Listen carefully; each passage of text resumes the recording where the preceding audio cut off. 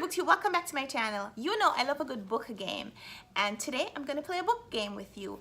I'm going to show you two books from the same author, and I'll tell you a little something about the book, and then I'll read an opening line. You'll have to tell me which one of the books that opening line corresponds with. So first we have books by Colm Tutton, Brooklyn and the Master.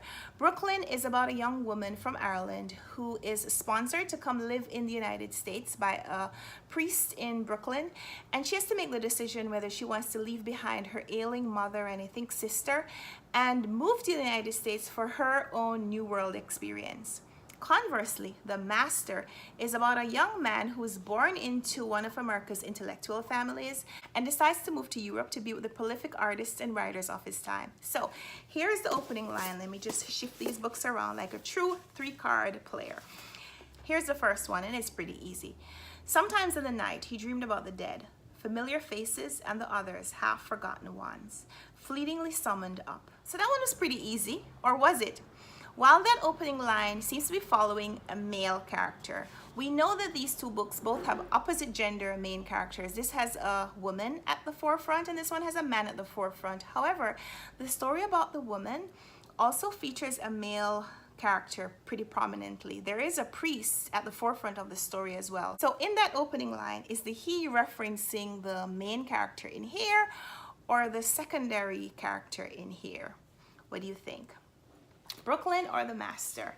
And the correct answer would be The Master. That opening line does refer to the male main character in The Master by Colm Tutton. So if you got that right, keep on playing. And if you got it wrong, keep on playing anyway.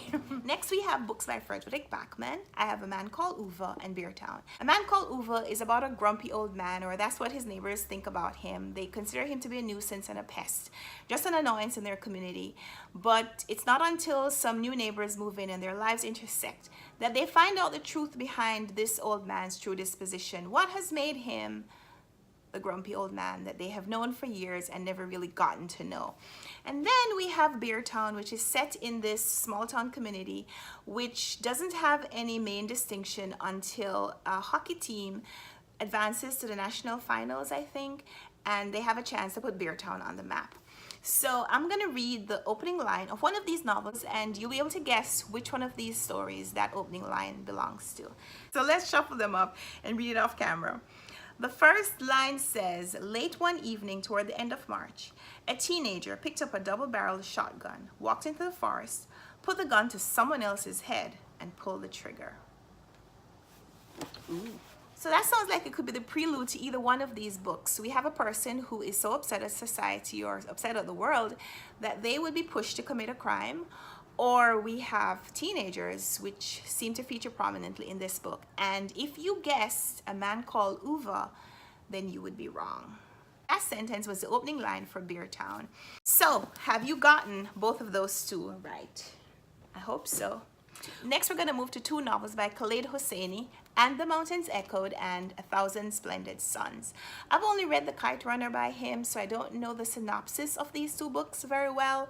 But from reading the book blurb, I see that this one is about two motherless siblings in Afghanistan and what happens when they become separated, I think, after a certain point.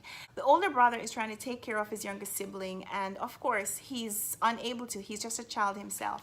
And so the story is what happens after they've tried to go through that situation together but fail, and what their separation means for the two individuals. And while this novel chronicles a relationship between two siblings, this novel is focused on a family. As a matter of fact, two generations of a family in Afghanistan as they endure the historical events that are happening in the backdrop of their lives, the wars resulting from various foreign regimes invading their country, and what that means for their family as they struggle to survive. So we have two books by the same author, kind of set in the same place, kind of set in the same time. And I'm going to read you the opening line of one of the books. Which one? The first line is really short, so I'll read you a couple of them. They go like this. So then, you want a story and I will tell you one, but just the one. Don't either of you ask me for more. It's late and we have a long day of travel ahead of us. So, is that And the Mountains Echoed or A Thousand Splendid Suns? And if you guessed And the Mountains Echoed, You would be right. That is the opening line of the person who is speaking to these two siblings, whether it's their mother before she dies or another family member who's maybe taken them in. It goes, so then you want a story and I will tell you one, but just the one. Don't either of you ask me for more. It's late and we have a long day of travel ahead of us. Parry, you and I. You will need your sleep tonight, and you too, Abdullah. I'm counting on you, boy, while your sister and I are away. So is your mother. Now, one story then. Listen, both of you, listen well and don't interrupt. Parry and Abdullah are the two siblings in And the Mountains Echoed, and so if you'd guessed And the Mountains Echoed, you would be right. Has anyone gotten all 3 points so far? Congratulations to you. Here is your challenge. Now I have two books by Jhumpa Lahiri. I actually have another book, but I thought that these two presented the best challenge. I have The Lowland and The Namesake. The Lowland is about a pair of twins who are almost inseparable when they're children, but about how their paths diverge as they grow older. Namesake is about an Indian family that moves to America and gives their son a name which hints at the divergence of paths between what immigrants have to do when they go to a new country as opposed to what their families have done in the generations before them. These two books have pretty similar features in that the characters are Indian and that we're going to be talking about people traveling. So we're probably going to start at the beginning of their journey, which means that when I read the first line, which is east of the Tolly Club, after Deshaparan Shashmal Road splits in two, there's a small mosque. A turn leads to a quiet enclave, a warren of narrow lanes and modest middle-class homes. That's the first paragraph of that novel. Now, is that The Lowland or The Namesake? Because I could be talking about any of the Indian ancestors that feature in this book. So if you guessed The Namesake because you've read it or watched the movie, you'd be wrong. That's actually the beginning of The Lowland. East of the Tolly Club, after Deshapran Sashmal Road splits in two, there's a small mosque. A turn leads to a quiet enclave, a warren of narrow lanes and modest middle-class homes. Once within this enclave, there were two ponds, oblong, side by side. Behind them was a lowland spanning a few acres. Those two things and splitting in two and two ponds is definitely the precursor of a book that deals with twins. And so, if you guessed The Lowland, congratulations. That means that you got a point. Maybe you're at 4 points. And now for the kicker. I'm going to read the first line of two books. There are actually two books in the same series, Wolf Hall and Bring Up the Bodies. Wolf Hall is the first in the series. This won the Man Booker Prize. This is the second book in that series, also won the Man Booker Prize. It follows the same family. Wolf Hall is about Thomas Cromwell, the Anne Boleyn story, Henry VIII, all of that. So both of these chronicle the same story, just at different points of the story. So is it gonna be too hard if I read you this opening line or that one?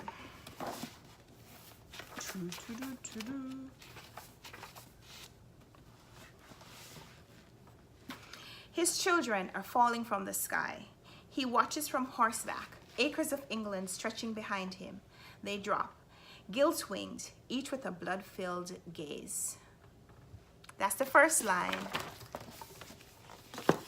of either this book or this book. Which is it? Which of these two books did I just read the opening line for? Is it the story of Thomas Cromwell before he becomes Thomas Cromwell? This one.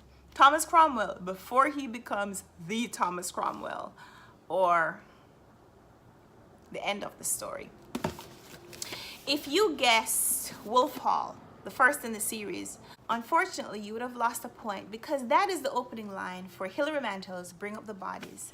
This part of the story is set in 1535, whereas this part of the story began in 1500. But thanks for playing along. Even if you guessed B, just guessed B randomly for everyone, you'd have been right a few times and you'd have gotten some points. Maybe next time when I do this video, if you like it, and click the thumbs up button and leave me a comment down below. Next time I do this video, maybe you'll get some more points. But thanks for watching this video. Leave me a comment down below. Let me know if you played along. Let me know if they were difficult to guess or if they were easy, because you've read all of these books. I mean, some of these books are popular on BookTube and everyone's read them except for me. So go ahead, make me feel bad in the comments. Let me know that you've read all these books, so those challenges were not real challenges to you.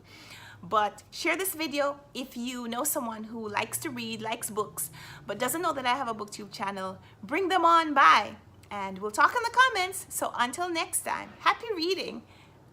Bye.